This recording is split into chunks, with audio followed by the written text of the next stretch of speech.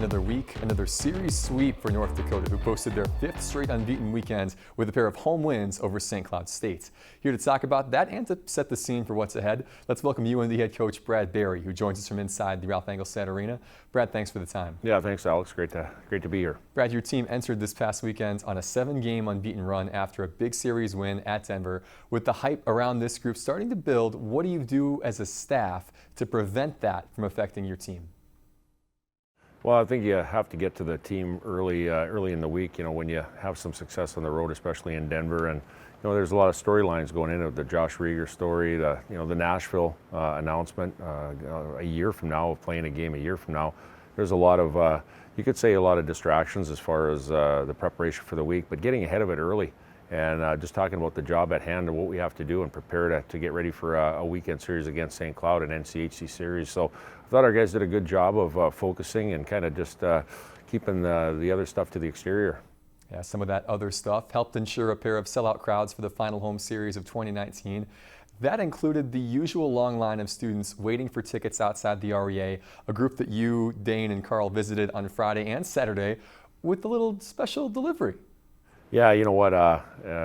We're very fortunate here to have a student group that comes to all of our games here, and they're passionate, they're loud, they're very supportive, and we want to make sure that we acknowledge them. And I thought it was fitting to hand them out some pizzas as far as being in the cold, get some good hot pizza there, and that was basically a Jody Hodson idea here at the Ralph Engelstad Arena, and again, we followed through with it. But again, it's a situation where we have some really great fans, and the students being a big part of that. Good stuff. On the ice, even though St. Cloud has struggled this year, you knew they were going to battle.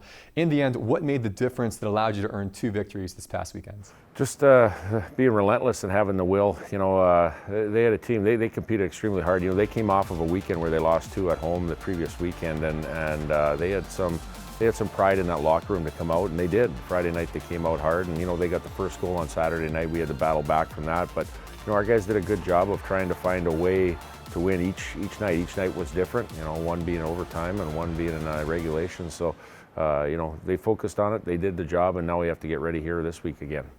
You never trailed in Game 1 on Friday. Game 2 on Saturday, you had to come from behind. It feels like this team doesn't have just one path to victory this year. Would you agree with that? Yeah, 100%. I think we're winning all different fashions, whether we start with a lead on more than one occasion where, we get out to the lead and keep it and play strong the rest of the game. Sometimes the other team scores the goal first. And, I go back to the game in Denver. That was another way we won a game, was penalty filled. We took a lot of penalties. We normally don't take a lot this year. We took a lot on Saturday night, found a way to win there. So you're exactly right, Alex, that each night it's different, and it's a different guy each night that's stepping up for us, or a different line or a different D pair.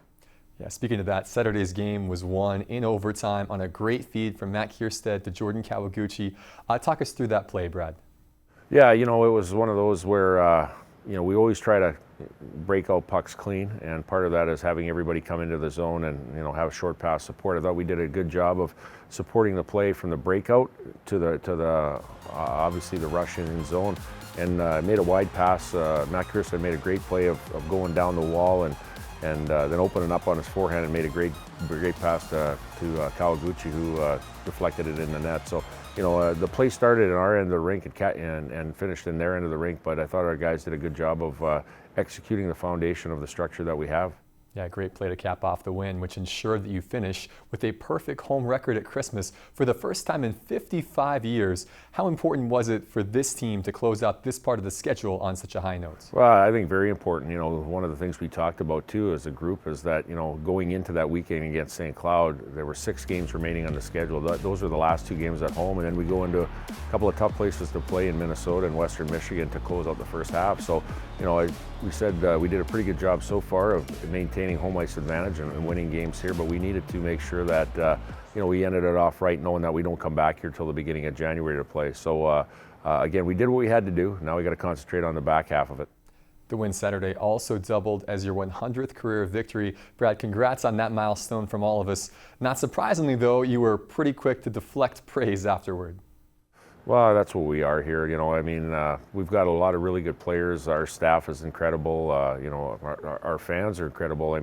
It's a team effort here, and I truly mean that. Our success has come from the culture that we have built up here and that's being team first. Nobody, we go back to Gino Gasparini a long time ago. He had fortunate enough to be my coach here, and very first thing he said to us coming in as day one as a freshman was, nobody's bigger than the program, and the program comes first, and that it'll always be true to North Dakota. Yeah, well, the program will look to keep this current 9-game unbeaten streak going with a road trip to face Minnesota and Minneapolis. What's the quick scout on Bob Motzko's team this year? Yeah, they play fast, they play hard, they play fast. I know he's putting his stamp on this team. I believe they got 11 freshmen, so those are his guys that he's bringing in here into his group. And they found some success this past weekend playing Wisconsin at home with a win and a tie. So, they're building as a group, as we are here too. And again, it goes back into the old WCHA rivalry that we want to try to keep building on that too. I know last year we had a lot of fun down in Las Vegas. Our guys were looking forward to that weekend, and it'll be no different going down to Mariucci. With these games coming up on Thursday and Friday, it's a different kind of a schedule for you this week. It's also a holiday, and it's a series against your biggest rival. Other than all that, it's just another week, right, Brad? Just a normal week, and the fact a couple things go into it. It's a shortened week. We're playing on a Thursday, Friday instead of a Friday, Saturday. It's Thanksgiving week, and I don't think it's any better than we're a family here. We're going on the road as a family, and we're going to give thanks to being part of something special here and keep the ball rolling.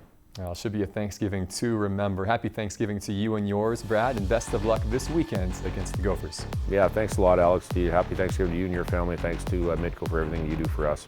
Appreciate you, Brad.